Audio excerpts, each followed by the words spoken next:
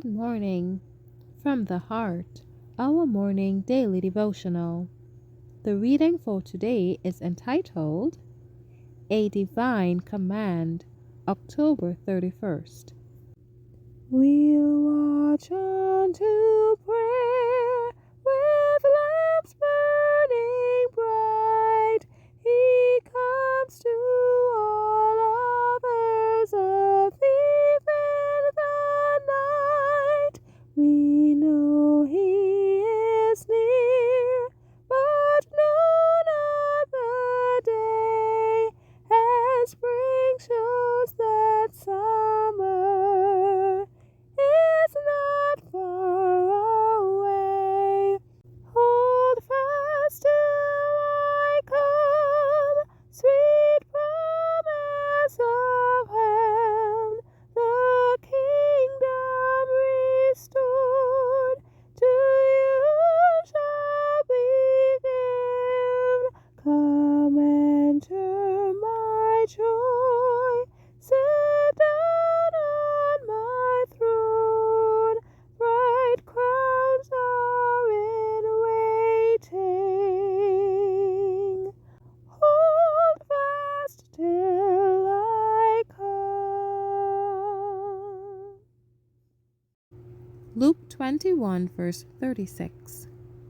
Watch ye therefore, and pray always, that ye may be accounted worthy to escape all these things that shall come to pass, and to stand before the Son of Man.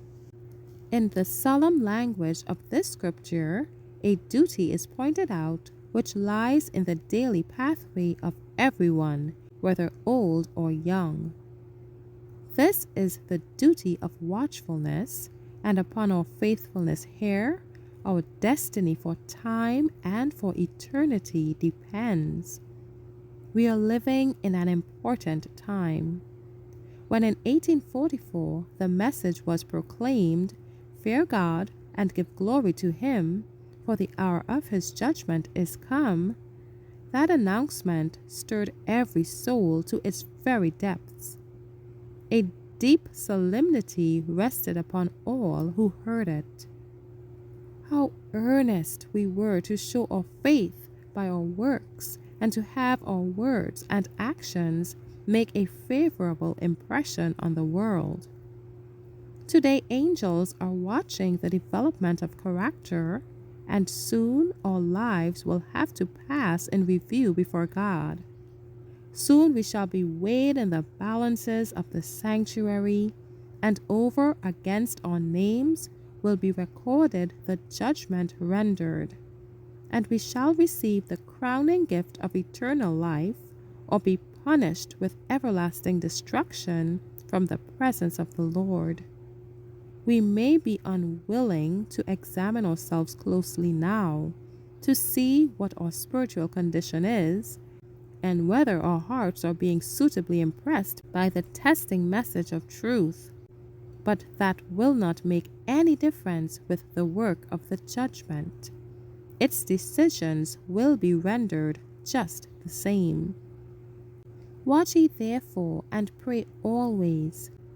There is great need of watchfulness, not for our own sakes only, but also for the sake of our influence upon others.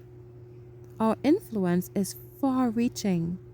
We may think that it is confined to our own households, that only the members of our own families know what we are and what we are doing.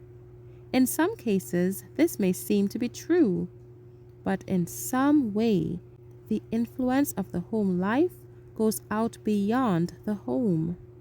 If we would share in the glorious reward promised to the overcomer, we must fight the good fight of faith.